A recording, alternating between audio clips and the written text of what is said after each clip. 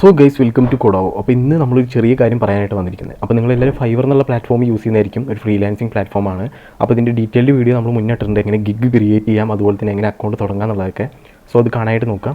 Okay, അപ്പോൾ channel കയറിയ video കാണാൻ പറ്റും നിങ്ങൾക്ക്. ഓക്കെ, അപ്പോൾ നമുക്ക് ഇതിൽ ഫൈവറിൽ മെയിനായിട്ട് നിങ്ങൾക്ക് 40,000 രൂപ വരെ ലോസ് ആവാൻ, 40,000 അല്ല അതിന് മുകളിലോ അതിൽ താഴെ നിങ്ങൾക്ക് എമൗണ്ട് പോകാൻ ചാൻസ് ഉണ്ട്.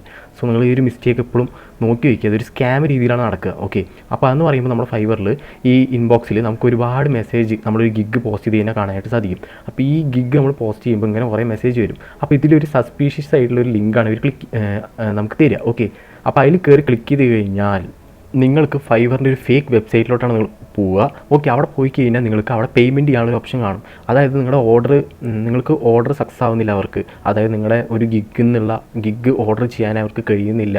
അങ്ങനെ ഒരു പ്രശ്നമായിരിക്കും അവർ പറയുന്നുണ്ടാവുക.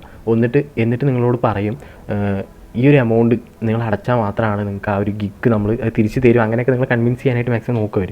സോ ആ എമൗണ്ട് നമ്മൾക്ക് അടയ്ക്കാനുള്ളൊരു ഫൈവറിൻ്റെ തന്നെ എക്സാക്റ്റ് ഫൈവർ പോലുള്ള ഒരു വെബ്സൈറ്റിലോട്ട് നിങ്ങളെ കൊണ്ടുവന്ന് എത്തിക്കും. ഓക്കെ, അപ്പോൾ എത്തിച്ചു കഴിഞ്ഞ് കഴിഞ്ഞാൽ അവിടെ നിന്ന് പേയ്മെൻറ്റ് ചെയ്ത് കഴിഞ്ഞാൽ ആ പൈസ അവിടെ പോകും. ആ വെബ്സൈറ്റും യഥാർത്ഥ ഫൈവറുമായിട്ട് യാതൊരു ബന്ധമില്ല.